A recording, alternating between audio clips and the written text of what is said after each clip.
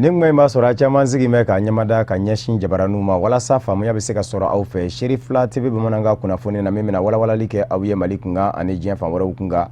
an b'a fɔ an kɔni y'a kuma selen bakuruba kunnafoniw filɛ. Asayɛdɛ Sherif Usman Madana Haidara Salamaya dɛmɛtɔ Ansaru ɲɛjɔyɔrɔ Mali silamadinɛ ɲɛmɔgɔ ka fara ɲɔgɔn kan jɛkuluba groupement des leaders spirituels musulmans du Mali ma ɲɛma a bɛ sigiɲɔgɔnya la k'i min kɔnɔ Bangɔni Janginɛbugu sigida ɲɛmaw ani sigida denw u ye bɔɲɛ kɛ ka ɲɛsin a mɔ araba tɛmɛni. Silamaya jɔsen duruna baaraw timɛni n'u donna an ka jamana kɔnɔ hiji san 2017 sɔrɔ bosobaw tɔgɔlaso min wele ko patronat o baaraw kɛra ka bɛn ni alamisa mars kalo tile 30 ye. Bamanankan kunnafoni na kumabaw ye ninnu de minnu ni sɔnni u bi walawala aw ye. Aw dangana.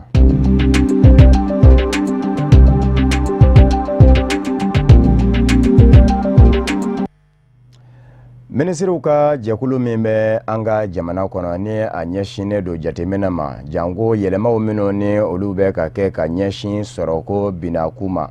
olu bɛ se ka sira sɔrɔ cogo min u ko jɛkulu in ma ko comité interministériel de suivi de réforme du climat des affaires olu ye u ka lajɛ 7 kɛnɛ sigi senga araba tɛmɛnen ministri ɲɛmaya dagayɔrɔ la ni o ye primature ye a denbaya kun bɛ ministri ɲɛma Modibo Keyita yɛrɛ bolo Mali ministri caman kun bɛ a kɛnɛ ka kɛrɛnkɛrɛn yɛrɛ binaku ministri ni o ye Koniba Sidibe ye ka sabu kɛ ale yɛrɛ na kun bɛ ni hakilina caman ye min kun bɛ da jira kɛnɛ ka jɛkulu la dakun kun ye fɛn minnu ye o ye kɛrɛnkɛrɛn ɲɛna fana comité interministériel ni o ye ministriw ka fara ɲɔgɔn kan jɛkulu in ye u ka lajɛ 6nan aya o ye hakilinaw minnu bɔ k'u bi ka lajɛ ka jɛn ni hakilina ninnu ye an bɛ aw ladɔnniya k'a fɔ o sigi o kɛra avril kalo tile 28 san 2016 o tɛmɛnen kɔfɛ u ko jɛkulu min fɛnɛ ma ko comité mixte de suivi des réformes du climat des affaires état secteur privé o ye jɛkulu ye min kɛmɛ ka kɛnyɛrɛye tigilamaw ni jamana ɲɛmayaso fara ɲɔgɔn kan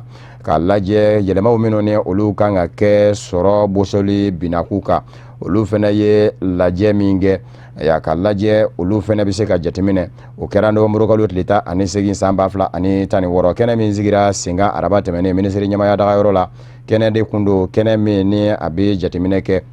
lajɛ 14nan min ni o sigira senga comité mixte fɛ ni o ye kɛnyɛrɛ ye tigilamaw ni jamana ɲɛmayaso ka jɛkulu ye o ye laɲiniw minnu kɛ u bɛ ka bolo da cogo jumɛn na u dan bɛ kisa jumɛn na ka jateminɛ kɛ olu ka kɛrɛnkɛrɛnnen ɲɛna a y'a dakun 4 ɲɔgɔn na don a y'a laɲiniw na dakun fɔlɔ o ye kulu min bɛ wele ko agence pour la promotion des investissements au Mali API Mali a y'a o ka sariya senw yɛlɛmaw minnu ni o kan ka don o la o tɛmɛnen kɔfɛ min ye jɛkulu minnu ni olu fɛnɛ kan ka sigi don nataw la ni o bɛ kɛ jateminɛba ye wali kelen ka kɛ soronnani donba ye ni gwɛlɛya ko a bɛ don jamana ɲɛmayaso ani kɛnyɛrɛye tigilamaw ni ɲɔgɔn cɛ lɛnpo ko ta fan fɛ u ko a ma ko commission prévue au livre de procédure fiscale pour la gestion du contentieux fiscal o tɛmɛnen kɔfɛ min ye jɛkulu wɛrɛ fana ye o fana kun kan ka sigi sen kan jɛkulu min bɛ minisiriso damadɔ fara ɲɔgɔn kan kɛrɛnkɛrɛnnen ɲɛna minisiriso min ɲɛsin bɛ jamana ni jamana wɛrɛ ni ɲɔgɔn cɛ ko ɲɛnabɔw ma ani kɛnyɛrɛye binaku minisiriso ka taa se an ka jamana polisilakaw ka ɲɛmayaso direction générale de la police nationale ani danjɛw la polisiw minnu bɛ yen a y'a visa ko ta fan fɛ ni maa ma ɲɛ ko i bɛ don Mali jamana kɔnɔ k'i ka nafolo don a da fɛ investisseurs a y'a fɔ ka taa se maa minnu ni olu ye kɛnyɛrɛye tigilamaw ye ni u ka lahalaw tɛ ka se ka lakodɔn u ko u ma ko informel olu bɛ se ka fɛɛrɛ minnu bɛ se ka na ni olu ye ka u lakodɔn k'u ye lahala kɔnɔ lahala min bɛ baara nɔgɔya a y'a sɔrɔ ko binaku ka da fɛnɛ donna o la o kɔrɔfɔ laban min y'o ye o dakun laban jamana ɲɛmaw ye a yira k'a fɔ o ni kɛli ka kan ka sabu kɛ bibi in na min ye nafolo min ni o bɛ ta ka don an ka jamana sɔrɔko da fɛ ni o ye financement ye a y'a cogo si la kɛnyɛrɛ ye cakɛda ninnu k'u to nin cogo in na a y'a u ma se ka lakodɔn kosɛbɛ a y'a ko a ka gwɛlɛ baara ka se ka kɛ u ni jamana ɲɛmayaso ni ɲɔgɔn cɛ wali kelen nafolo ko ka se ka latɛmɛ u ni ɲɔgɔn cɛ a baara ta min ye kɛnyɛrɛ cakɛda ninnu ɲɛ fana u jɔyɔrɔ ka bon an ka jamana nafasɔrɔ sira yiriwali la u ko fɛn min ma ko produit intérieur brut PIB a bɛ kɛ sababu ye ka cakɛda bayirikaw de sigi sen kan jamana denw ye nka jatew ye a jira de kɔsada in na k'a fɔ o kɛnyɛrɛ cakɛdaw minnu lɛ nin ye ni ni u sende ka lakodɔn ten ni u k'u ma ko informel kɛmɛ sara la 80 ɲɔgɔnna de bɛ o lahala in na o de kosɔn a bɛ wajibiya jamana ɲɛmayaso mɔ ani wariso minnu bɛ an ka jamana kɔnɔ u ka lajɛ ka na ni fɛɛrɛw ye fɛɛrɛw minnu bɛ se ka kɛ sababu ye ka baara nɔgɔya u ni o kɛnyɛrɛ cakɛda ninnu ni ɲɔgɔn cɛ kunnafoniw ye a jira k'a fɔ min ye comité interministériel ye ni o ye ministrew ka fara ɲɔgɔn kan jɛkulu in ye u y'a jira k'a fɔ u bɛ a lajɛ ka hakilina sigi sen kan min bɛ se k'a to o kɛnyɛrɛ cakɛda ninnu bɛɛ lajɛlen u bɛ se ka don murubakala la ministre ka fɔla min ni o ye jamana ɲɛmayaso ka babu sentigi ye maître Muntaka Tall la an bɛ aw ladɔnniya k'a fɔ lɛrɛ caman de kɛra hakili jagabɔ la ministrew ka fara ɲɔgɔn kan jɛkulu ka kɛnɛ in kan walasa fɛɛrɛw bɛ se ka sigi sen kan cogo min sɔrɔko yɛrɛ a bɛ se ka pereperelatigɛ an ka jamana kɔnɔ ko a laɲinina ministre fɛ ministre min ɲɛsin bɛ kɛrɛnkɛrɛnnen ɲɛna kɛnyɛrɛ bina ko ma ani sɔrɔko ni musakako ministre u ka lajɛ ka na ni hakilina dɔw ye k'olu dajira ministrew la minnu bɛ se ka kɛ sababu ye ka kɛnyɛrɛ ye cakɛda ninnu minnu ni u sen tɛ ka lakodɔn wali kɛlen ni u tɛ sariya kɔnɔ u bɛ se ka lana sariya kɔnɔ cogo min na ka u lakodɔn ka se ka baara nɔgɔya u ni jamana ɲɛmayaso ni ɲɔgɔn cɛ o laɲini kɛra ministre fɛ min ɲɛsin bɛ kɛnyɛrɛ binaku ani a y'a sɔrɔ ko ni musakako ministre fɛ an bɛ aw ladɔnniya k'a fɔ Konima Sidibe ni ale sɔrɔ ko n k'a fɔ ale ye kɛnyɛrɛ bina ko ministre ye a kun sera ministrew ma ni hakilina dɔ fana ye an da sera dako min ma ni o ye kulu min bɛ wele ko agence pour la promotion des investissements au Mali API Mali o ka sariya senw o ka lajɛ ko kura u kama ko relecture u b'a jira k'a fɔ ni fiɲɛ yera a la fiɲɛw ka furakɛ cogo ɲini ko min ye ministrew ye ni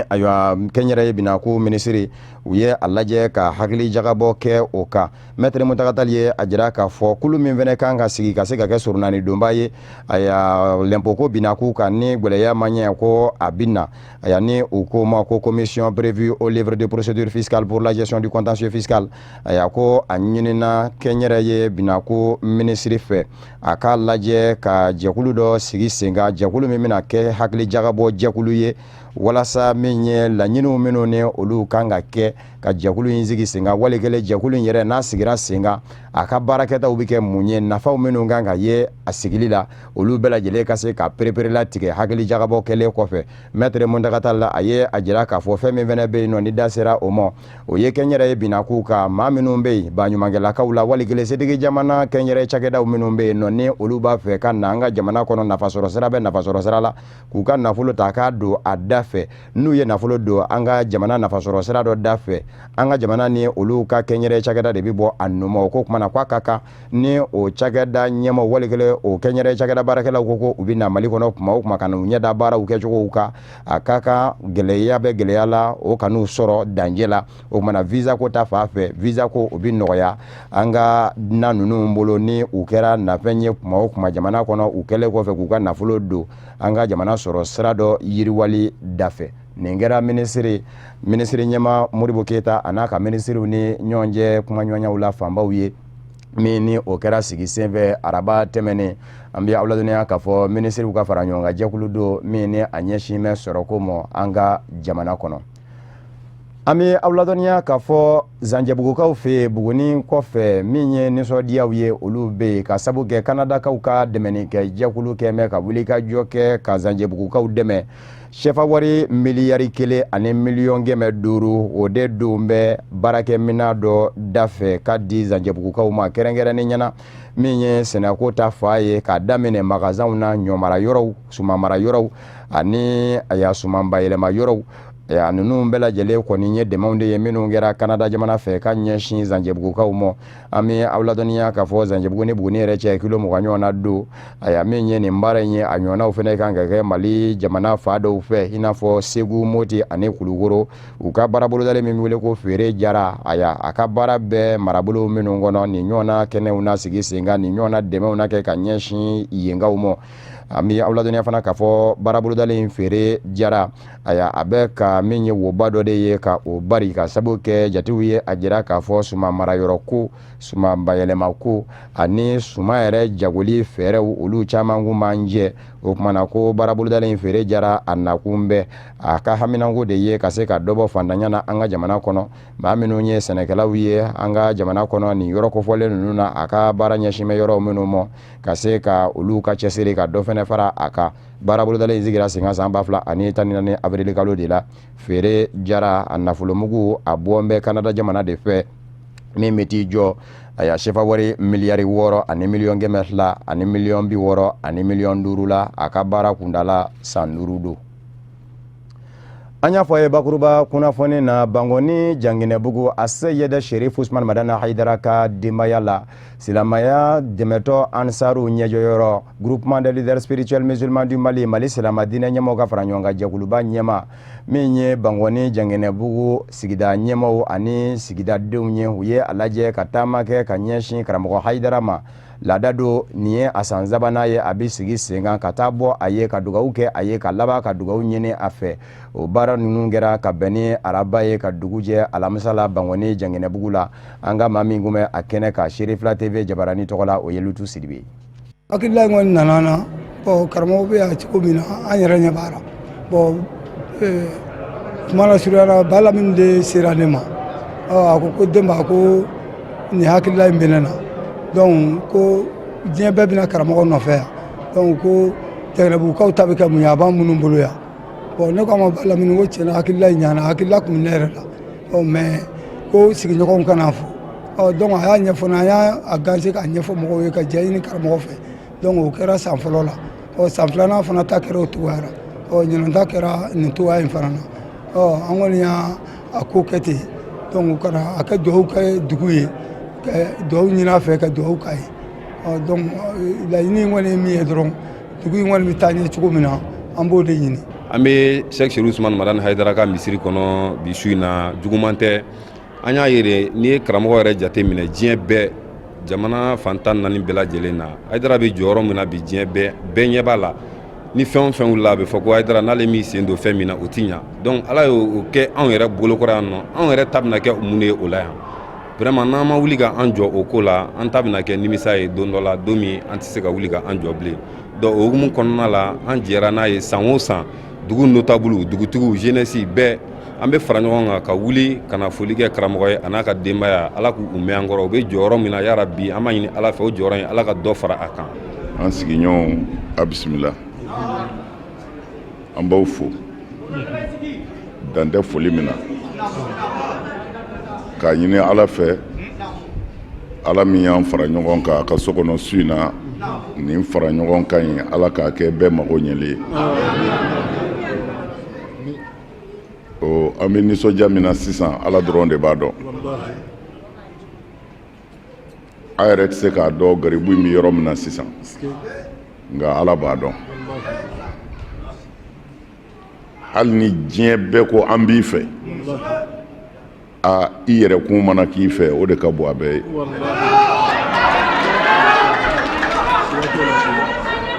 amin o la ala de ye a latigɛ an ka fara ɲɔgɔn kan ka sigi ɲɔgɔn fɛ nin yɔrɔ in na ka kɛ ɲɔgɔn sigiɲɔgɔn ye o sigiɲɔgɔn ɲumanw n'olu farala ɲɔgɔn kan dugutigi a n'a ka conseil ani silamɛ jama bɛɛ ka fara ɲɔgɔn ka Bangoni Janginɛbugu la yan ko an bɛna garibu fo ni fɛn ka bon ne bolo nin de ka bon n bolo bi a diyara n ye nisɔndiyara n bɛ dugawu fana kɛ bɛɛ ye ka tila ka dugawu fana ɲini bɛɛ fɛ kira de ka bon bɛɛ ye mais alakira sallallahu alaihi wasallam a ye dugawu ɲini a ka tuubidenw fɛ ka dugawu ɲini a kanubaw fɛ ka dugawu ɲini mɔgɔw fɛ minnu tugura la o la mɔgɔ si tɛ se ka bonya dugawu ɲinini ma i bi jɔn dɔ la muso dɔ n'a ka tafe kolon na a n'a ka duloki kolon na ka sɔrɔ n'o ko ala m'a kɛ a b'a kɛ i ye cogo tɛ ala ko ye i ye cogo bɛ se ka min fɔ fo n'o kɛra se dama ye mais ala mago t'a la i bi taama se t'i ye samara t'i sen na i bi doni de ta sara la i bi wotoro de pousser ala mago t'o la bazɛnw de b'i kan na i parler don ala mago t'o la ala mago bɛ min na min mago bɛ ale ala la ala mago b'o tigi de la o tuma na cɛ ni muso ko ti ala ko la kanuba ko de don o la mɔgɔ o mɔgɔ ni i sigira ala ye ni minnu sigi ɲɔgɔn kɔrɔ i ka dugawu fɔlɔ kan ka kɛ olu de ye dɛ mɔgɔ o mɔgɔ diɲɛna ala ye ni minnu sigi i ka dugawu fɔlɔ kan ka k'olu ye sabu olu ka hɛrɛ o de y'i ka hɛrɛ ye u ka tɔɔrɔ o de y'i ka tɔɔrɔ ye o tɛ kunkolo o kunkolo la ala t'o tigi fɛ lahara sigiɲɔgɔnko ka gɛlɛ kosɛbɛ an b'a kalama jɛnɛya hali kafiriw fɛ a man ɲi mais jɛnɛya min mɔgɔ y'a kɛ yɔrɔ wɛrɛ la i ti mɔgɔ min bɔyɔrɔ dɔn i t'a cɛ soma dɔn i t'a yɛrɛ bɔyɔrɔ dɔn fo a bɛɛ nana o jɛnɛya jurumuba b'a la sariya la mɔgɔ bɛ fa a nɔfɛ sariya la i bɛ taa jahanɛmɛ n'a nɔfɛ mais i sigiɲɔgɔn o muso ni n'o kɛra ɲɔgɔn fɛ o jurumu fana ka bon jɛnɛya jurumu ye ala yɛrɛ bolo siɲɛ jate caman hakɛ t'a la kumana ala ye gasiba kɛ sigiɲɔgɔnya la ala ye gasiba kɛ sigiɲɔgɔnya la alors bangɔni bi hɛrɛ caman fɛ khasatan jɛngɛnɛbugu nka n b'a fɔ ka segin a kan dugawu ala de bɛ wele n'a ye ŋaniya ɲuman a bɛ jira ala de la mais a kana siga fɛn dɔ la jamakulu o jamakulu n'a ni ma ɲɔgɔn kanu n'a dusukun tɛ ɲɔgɔn fɛ a ka ala deli caman ti taa dɛ ni kanu tɛ yen dɔrɔn dugawu minɛ tɛ yen mana min fɔlɔ bi wajibiya o de ye an ka kɛ ɲɔgɔn fɛ ala tilala ka baaraw la min ye o banna n b'a fɛ o t'a bɔ a la n t'a fɛ o t'a bɔ a la kumana n'an kɛra ɲɔgɔn fɛ ka ɲɔgɔn dɛmɛ siga t'a la ala yɛrɛ b'an dɛmɛ silamɛya ko tɛ dɛ hali n'an bɛɛ ko ala tɛ yen tant que niw bɛ ɲɔgɔn fɛ diɲɛ kɔnɔna ya ala b'aw dɛmɛ o ye ala ka layidu de ye a ti bɔrɔtɔ fiyewu silamaya jɔsen duruna baaraw olu daminɛna hiji dali masama na nɔgɔya maa min ye maa minnu bɛ kɛnyɛrɛ ye binaku kan ni o ye privéw ye u y'u ka baara n'u don u k'a ma ko lancement ka bɛn ni alamisa marisi kalo tile 30 ye a kɛra sɔrɔ bosobaw ka so min wele ko patronat hamdalayi ACI 2000 la kunnafoniw ye a jira k'a fɔ ɲina hiji musaka kɛnyɛrɛ ye binaku ka shefa wari miliyɔn 2 ani dalasi 100 ni dalasi 50 ni y'o bɔ a ka ca la i bɛ makan lasɔrɔ an ka maa minnu kun bɛ a kɛnɛ kan Sherifila TV Jabarani tɔgɔ la k'a fɔ ne Bacili n'a ka jatala Seydou Ɲare Kɛnyɛrɛ ye agence de voyage minnu ni olu ka caw bɛnnen don hijilatagaw koɲɛw ɲɛnabɔli kama n'u bɛ ka sababu ye ni ka hijidenw sɛnsɛn ka t'u ka hijiw kɛ olu ka ɲina hijilataga ɲɛbila baaraw o nun donna agence de voyage ninnu u ka ni yɛrɛmankutu baara ninnu bɛɛ lajɛlen nun donna de walasa mɔgɔ minnu ye kɛnyɛrɛ ye agence ninnu kanu ni ka taa hiji kɛ u ka bolofara fɛ a bɛ kɛ sababu ɲuman ye o hijitaden ninnu ma olu ka se k'u ka tɔgɔ sɛbɛn baaraw dadon walasa ka t'u ka silamɛya jɔsen duruna baaraw ɲɛnamaya a ɲɛnamaya cogo ɲuman na an bɛ sigi min kan sigi barikaman don an bɛ ko min kan bi kosɛbɛ don ko nafaman don an b'a ɲini ala fɛ barika min bɛ ko in na hɛrɛ min b'a la wasa min b'a la kunnawolo min b'a la ya rabbi diɲɛ ni lahara ala k'o d'an bɛɛ lajɛlen ma la ne bɛ kuma kɛnɛ in kan yan ni yamaruya ye n'o ye an ka minisiri ye n'o ye Thierno Amadu Hasi Jalo ye k'ale jɔyɔrɔ fa nin kɛnɛ in kan yan ala ka baara in kɛ baara wasalen ye an bɛna campagne min daminɛ n'o an b'a lancement de la bi ya rabbi an y'a ɲini ala fana ka kɛ hɛrɛ ye ya rabbi ala ka ɲɛta di baara ninnu kɔnɔ ka agence kelen-kelen bɛɛ lajɛlen fo i tɔgɔ ma u ye baara min kɛ salon bɛɛ lajɛlen de jɛra ɲɔgɔn fɛ ka baara in kɛ an ka se ka wasa sɔrɔ a la n'an fɔra n'o ye siga si t'a la kota farala bɛɛ lajɛlen ta kan nka ni anw ka kota ye ka se nin hakɛ ma u ye min fɔ an ɲɛna a kɛnɛ kan ne tun bɛ a don u k'a ma k'an b'aw fo an b'aw waleɲuman dɔn san tɔw la gɛrɛntɛw tun b'aw sɔrɔ fili tun b'a sɔrɔ nka aw ka salon baara an b'a fɔ a fili dɔgɔyara kosɛbɛ kosɛbɛ baara in jɛra Saudiya mɔgɔw ye a bonyɛn'u ma u ko donc an b'an ka danaya kuraya k'a fɔ fɛn sebaw ye min ka bon ka tɛmɛ kɔrɔlenw kan an b'o jiri ko tala ka se ka baara kɛ lafiya kɔnɔ hijilatadenw ka lafiya kama ani hiji kɛko ɲuman sabatili baaraw kama min b'a to degun ani tɔɔrɔya fosi kana sɔrɔ hijilatadenw ka taama sen fɛ Arabi Saoudite maa ɲɛmaw u ye fɛɛrɛ kuraw sigi sen kan. Yɛlɛma kura caaman o donna hijilataga koɲaw la. An b'aw ladɔnniya k'a fɔ o yɛlɛma kura nunu olu ma kɛ sababu ye ni ka yɛlɛma don kɛnyɛrɛye agence nunu ka hijilataga musakaw la. Ala belebele dɔ ye tantan kura min bɛna kɛ Arafa. O tantan imma climatiseur b'a kɔrɔ walima ventilo de b'a kɔrɔ. O kɔfɛ transport min farala hijiden kelen ka musaka kan. Quel qu'en soit a jiginna Madina aéroport la walima a jiginna Jida aéroport la 180 valeur ɲɔgɔn faralo kan. O kɔfɛ Saudiya yɛrɛ ye a bɛ baara min kɛ hiji kɔnɔ u bɛ ji minnu ni dumuniw ni baara minnu kɛ ani gardien minnu bɛ kɛ Mina ani Arafa maa minnu b'o baara kɛ o fana dɔ farala o montant kan. O kɔfɛ contrat wɛrɛ bɛna kɛ organisation na ɲina min tun ma deli ka kɛ o ye contrat jumɛn ye contrat min ni hijidenw ka jiginna ka bɔ avion kɔnɔ u ka bagage tɛ taa mobile la tuguni bagage bɛna di société wɛrɛ de ma min b'u ta ka taa o kɔfɛ tuguni système électronique kɔnɔ fɛn kura min farala kan hijiden ka fiche sanitaire masalan a ka kɛnɛya baaraw arajo ni fɛn minnu bɛ k'an bolo k'olu ajouter système électronique kɔnɔ hiji kɔnɔna na ɲina fɛn kura minnu b'a la o de ye ninnu ye. Agence de voyage minnu ni olu bɛ kɛnyɛrɛye baaraw kɛ u yɛrɛw ye olu ka ɲina hijilataga baaraw olu nun donna ni ka tila ka labana k'a kun cɛ ni kuranɛkalanw de ye kuranɛkala minnu ani duwawudon minnu sen fɛ duwawudon kɛra ni k'a ɲini an daba masa fɛ hijilatadenw bɛ se ka hiji kɛ kɛcogo ɲuman na cogoya min na hɛrɛ ani wasa kɔnɔna na k'a sɔrɔ degun fosi ma don a kɔnɔna na. Marisi kalo tile 27 n'a tile 29 an balaka dɔw bɛ yen nɔ olu ka dɔntaw kawuriyara kɛrɛnkɛrɛnnenya na silamaya diinɛ yɛrɛ a matarafa cogow la o baaraw kɛra araba tɛmɛnen balakaw tɔgɔlaso la ni o ye maison de la famille Kadi Jakite n'a ka jatala Samba Tarawele kun bɛ yen.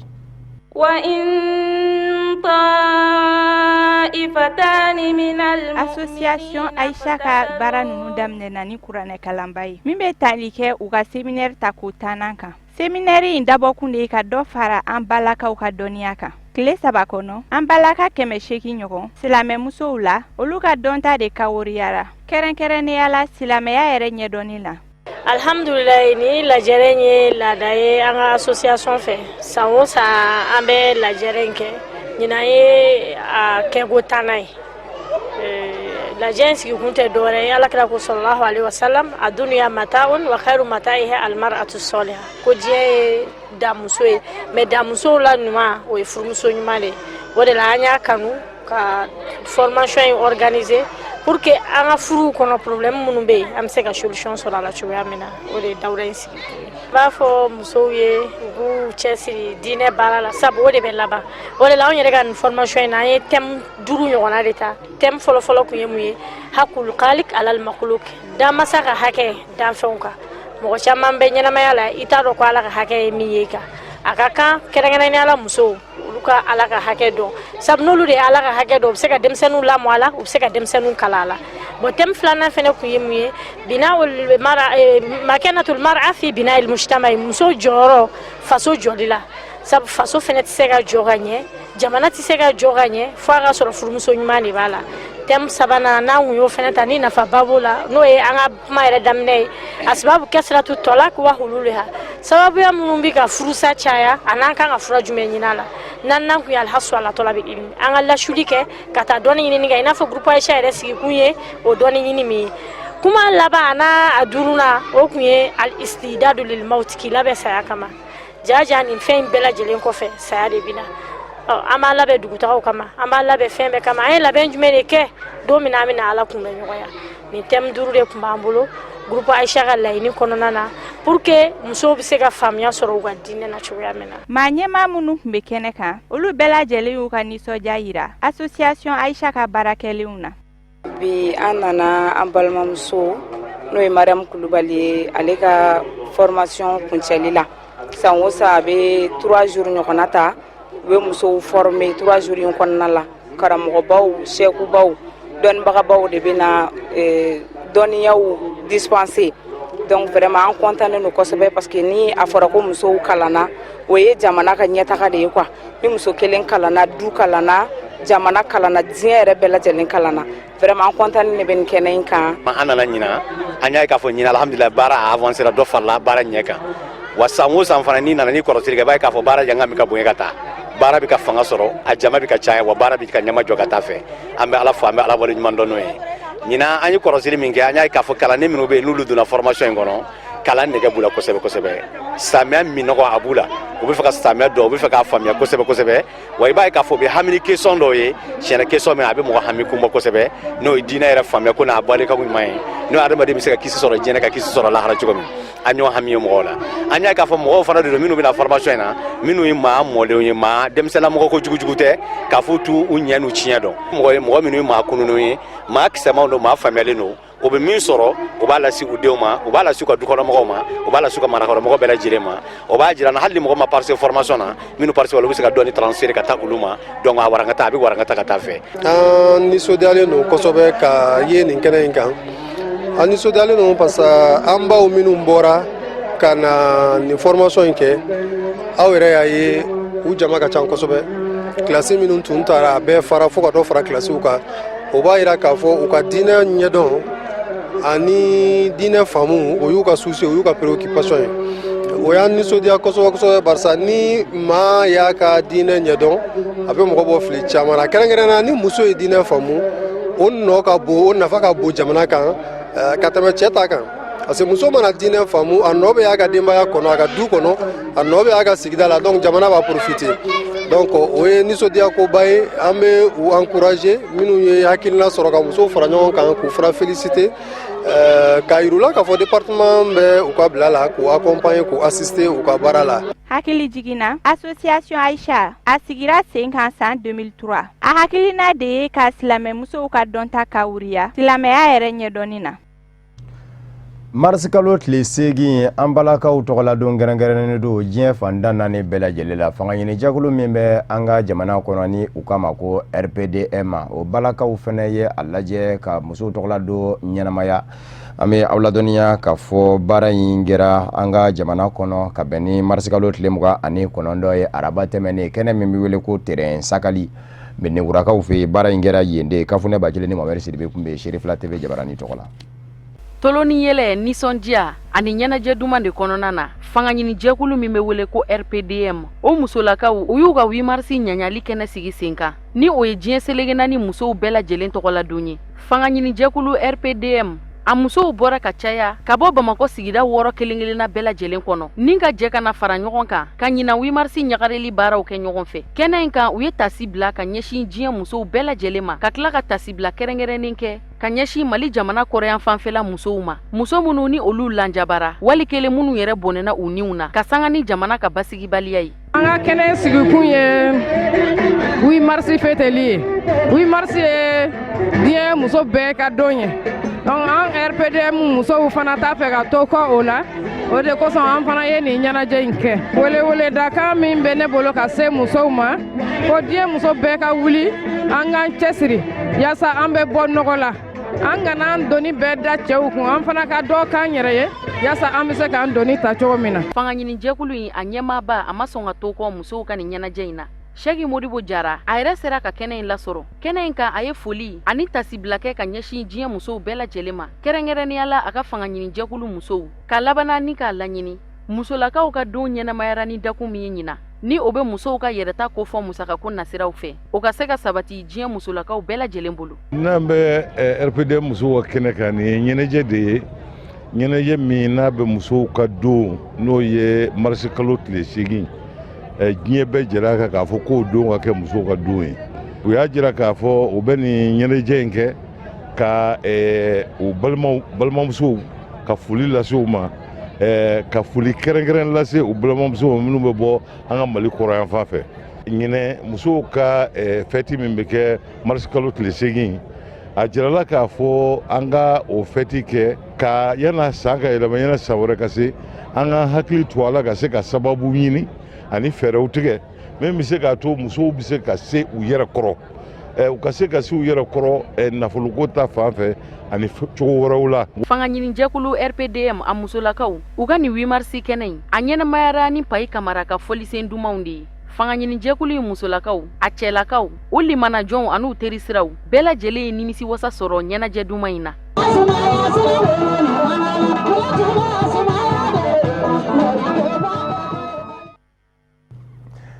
o de b'an sɛnsɛn ka se diɲɛ fan wɛrɛ kunnafoniw sɔrɔli ma Côte-d'Ivoire jamana kɔnɔ Laurent Kudu Gbagbo furumuso Simon Gbagbo kɔni labilara kiiri ɲɛmɔgɔw fɛ ka jira k'a fɔ ani bilali ka kan bibi in kɔni na fanga ɲini jɛkulu minnu bɛ Côte-d'Ivoire jamana kɔnɔ politiki bina k'u ka bɛɛ bɛ k'i ta fɔ dɔw kɔn bɛ ka jira k'a fɔ a ma bɛn u ma dɔw y'a jira k'a fɔ a ɲɛna nka Pascal Affingue sans Front Populaire Ivoirien Laurent Kudu Gbagbo ka fanga ɲini jɛkulu fankelen ɲɛmaa ye a jira k'a fɔ nin kɔni bɛ se ka kɛ sababu ye ka jamanadenw segin ɲɔgɔn ma ni jamana ɲɛmaaw ye o laɲini Abdramane Sangare min ni o kɔni ma se ka sɔn Pascal Affingue san ka FPI ɲɛmaaya ma o fɛnɛ y'o kan kelen fɔ Joël Nguessan ni o ye Alassane Dramane Ouattara jamana ɲɛmaa ka fanga ɲini jɛkulu RDR Babou Sentigi o y'a jira k'a fɔ ale kɔni a ma bala ale la Kudu Gbagbo furumuso Simon Gbagbo a ka fɔ k'aw a ka bila ka sabu kɛ ni jamana kiiri ye fɛn min fɔ o man ka bala maa na nka maa minnu bɛ yen nɔ ni olu bɔnɛna u ni na maa ba sababu kalata kɔfɛ man ka senfɛ olu ka mɔgɔw kɔni gɛn dɛ ka ko in kɔni bisimila ni nisɔndiya ye. Centrafrique jamana kɔnɔ Faustin Archange Touadéra jamana ɲɛmaa don min na a bɛ na jigiw kun ka ɲi ka sabu kɛ maaw sɛgɛnnen kun don san kelen sɔrɔlen kɔfɛ jamana a marali la kunnafoniw y'a jira k'a fɔ jamanadenw ma se ka nisɔndiya ka sabu kɛ a y'a fɛn minnu kun bɛ yen ni baara kun kan ka kɛ olu kun ka ca k'a daminɛ lakanako nasiraw kan o tɛmɛnen kɔfɛ sɔrɔ siraw olu yiriwalen jamana yɛrɛ a jɔli ninnu bɛɛ lajɛlen kun ye gwɛlɛyaw de ye minnu ni a kun kan ka olu furakɛ nka min ye bibi in na gwɛlɛyaba bɛ Centrafrique jamana kɔnɔ ka sababu kɛ Mamudu Kelen jɛkulu filaw minnu ni olu bɛ ka bɔnɛ banfula don maa nana masumanenw nuna kungolo la ni o ye FPRC ani UPC ye olu kɔni sanga ni waati u bɛ ka maaw bɔnɛ u ni na kunnafoniw y'a jira fana k'a fɔ maa miliyɔn 2 ɲɔgɔnna de bɛ Centrafrique jamana kɔnɔ dɛmɛ kan ka kɛ ka ɲɛsin minnu ma maa 400 ɲɔgɔnna bɛ yen minnu ni olu fɛnɛ kan ka dɛmɛ ka sababu kɛ u kɛmɛ k'u sigiyɔrɔ bila ka taa bisimila minɛ jamana fan wɛrɛw fɛ a ya minnu fɛnɛ bɛ jamana kɔ kan u bɛ jɔ maa 450 ani 50 la nka kɔsada in na Faustin Archange Touadéra nansaralatɔma Union Européenne jabala la Bruxelles Belgique faaba la olu kɔni ye layidu ta ye k'a fɔ dolari wari miliyari 2 ani miliyɔn 200 u n'o kɛ dɛmɛ ye ka ɲɛsin a mɔ san saba kɔnɔ a ka se ka jamana jɔ nka layidu talen don min den tɛ fɔlɔ. Congo Kinshasa jamana kɔnɔ jɛnsɛnɛkɛ naani tɔnba Nations Unies ka sɛgɛsɛgɛlikɛla faamuyanenba 2 minnu kun dununa ni u su labanna ka ye tarata tɛmɛnen jɛnsɛnɛkɛ naani tɔnba Nations Unies ɲɛmaayaso jamana 15 Conseil de sécurité farala ɲɔgɔn kan ka jira k'a fɔ ko in ma bɛn u mɔ nka Congo Kinshasa jamana Joseph Kabila jamana ɲɛmaa ka Babou Sentigi Lambert Mende y'a jira k'a fɔ kabini olu y'a mɛn don min k'a fɔ maa 2 tununa o yɔrɔ bɛɛ ko surasiya bina k'u ka sɛgɛsɛgɛli yɔrɔ min bɛ yen k'o sina ka sɛgɛsɛgɛliw kɔni daminɛ nka an bɛ aw ladɔnniya k'a fɔ Amnesty International ni o ye hadamadenya hakɛlabasa jɛkulu ye o ka b'a ɲini Congo faamaw fɛ u ka nɔgɔya da kɛ jɛnsɛnɛkɛ naani tɔnba Nations Unies ye walasa maa 3 minnu fɛnɛ tununnen don ni olu ma ye maa 2 ninnu dunun dɔ barisabu ka da k'a bɛɛ lajɛlen kun ye maa 6 de ye a ya maa 2 ninnu ye sɛgɛsɛgɛlikɛlaw ye nka u ka kuma daminɛ na min bɛ kuma bayɛlɛma u ni sigida denw ni ɲɔgɔn cɛ interprète o fɛnɛ su yera ka fara maa 2 ninnu kan moto taxinitigiw minnu kɛra u ka chauffeur ye k'u boli k'u lase u laseyɔrɔ fɛnɛ na olu fɛnɛ tunun bɛ ko kumana ko fɛɛrɛ ka tigɛ olu fɛnɛ ka se ka ye o ɲini bɛ k'o gwɛlɛya jamana ɲɛmaa Joseph Kabila n'a ka fanga fɛ jɛnsɛnɛkɛ naani tɔnba Nations Unies maaw fɛ. Afrique du Sud jamana kɔnɔ Nelson Mandela maa min ye san caman kɛ kaso la ka sababu kɛ a ko nazara nan bɛ a ka jamana kɔnɔ a fa dugukolo kan k'a ka jamana minɛ la ka laban ka kɛ jɔn ye k'a tɛ jɛ ni a ye n'a ye san 20 kɔ kɛ ka laban ka bɔ kaso la ka kɛ jamana ɲɛmaa ye ani maa minnu jɛra ka wulikajɔ in kɛ ɲɔgɔn fɛ a belebele dɔ taara da a ka janajaw olu kɔni ngera nka kunnafoniw y'a jira k'a fɔ Ahmed Katarada min ni a fatulen filɛ nin ye ka sidon san 80 ani san 7 tarata ni a ka janajaw kɛra maa dɔ bɛ mana o kɔni ma ye kɛnɛ kan o jɔra maa caman hakili fɛ jamana ɲɛmaa Jacob Zuma ANC Nelson Mandela ka fanga ni jɛkulu yɛrɛ ɲɛmaa don ale kɔni a fɔra ye ko ɛlɛ ni yafa kɛ bɛ mɔ a kana na janaja kɛnɛ kan ka sababu kɛ Mohamed Katarada don min na aya ni a ka kuma laban sera fanga mɔ Jacob Zuma a y'a jira la k'a fɔ a tɔgɔ nɔgɔlen don yurugu ko minnu na nin ye Nelson Mandela n'a nɔfɛmaw t'u yɛrɛ ye a la o kumana a ka jɔyɔrɔ bila a fatulen sa aya n'a ma ɲa k'a fɔ a ma fatu ni nisɔndiya ye a dusukun na ka ɲɛsin Jacob Zuma ma k'a ka janaja kɛnɛ kan a man ka o ka ye somɔgɔw ka fɔla somɔgɔw ye a ɲini Jacob Zuma fɛ ko ɛlɛ ni yafa kɛ bɛ mɔ maa minnu bɛ yen nɔ ni olu ye tɔgɔtigiw ye Afrique du Sud jamana kɔnɔ n'olu yera kɛnɛ kan o dɔ ye Nelson Mandela furumuso kɔrɔ Winnie Mandela ka to kaso la min kun y'a furumuso ye n'a bɔlen laban na ka na gwɛlɛya dɔw sɔrɔ ani o ni ɲɔgɔn cɛ n'a y'o furu sa o kun bɛ kɛnɛ kan a fatura ka min don a kun ni o ye Grasa Machel ye o fana kun bɛ kɛnɛ kan Cyril Ramaphosa ni o ye bibi na jamana ɲɛma Jacob Zuma yɛrɛ ka danga ye o fana kun bɛ kɛnɛ kan ni ka taa se maa caman wɛrɛw mɔ i n'a fɔ Julius Malema denmisɛnnin caman min bɔra ANC la ka fanga ɲɛjɛkulu sigi ni bibi na a ka wasadenw ni Jacob Zuma ka wasadenw bɛ to ka bolokuru wuli ɲɔgɔn na wasabulo kɔnɔ o kun bɛ kɛnɛ kan Kalema Motilen tɛ ale de ka kɔrɔfɔ kɔni gwɛlɛyara kosɛbɛ ni maa min tɛ Kalema Motilen tɛ dɔn Jacob Zuma yani a kana jamana ɲɛmaaya la Thabo Mbeki wililen kɔfɛ maa min ye furanjɛrɔ fanga kɛ ni wasabulo ɲɛmaa kun don Thabo Mbeki yɛrɛ kun bɛ kɛnɛ in kan nka Kalema Motilen tɛ in ye ale de ye a yɛrɛ ye taama dɔ kɛ ka ɲɛsin an ka Mali jamana mɔ saa dɔ la an ka jamana ɲɛmaa o donni kama ani o taara jamana kɔrɔ yan fa dugu dɔw la kɛrɛnkɛrɛnnenya Tɔnbukutu Kalema Motilen tɛ kɔni sina k'a jira de k'a fɔ jamana ɲɛmaa Jacob Zuma ni nin n'a ɲɔgɔnna tɔgɔ tiɲɛw ɲɛsin bɛ i mɔ a ka kan i k'i jɔyɔrɔ bila ka bɔ jamana kunna o sina k'o fɔ kɛnɛ kan ten o de fana bɛ dansigi bamanankan kunnafoni na min farala ɲɔgɔn kan ka lase aw ma kunnafoni di so ɲɛmaayaso fɛ ka bɛn ni nin kuma in ye ka wale ɲuman dɔnbɔli kɛ ka ɲɛsin aw ma Mali kɔnɔ ani Mali kɔ kan aw minnu kɛ kun bɛ ka ɲɛmada ka ɲɛsin aw ka jabaraniw ma walasa faamuya bɛ se ka sɔrɔ aw fɛ Seri Fila TV bamanankan kunnafoni na laseli wɛrɛ aw ni maa min bɛ ɲɔgɔn sɔrɔ Kafunɛ Bacili don yan'o cɛ kan bɛɛ diɲɛ waati wɛrɛ n'Ala sɔnna ma.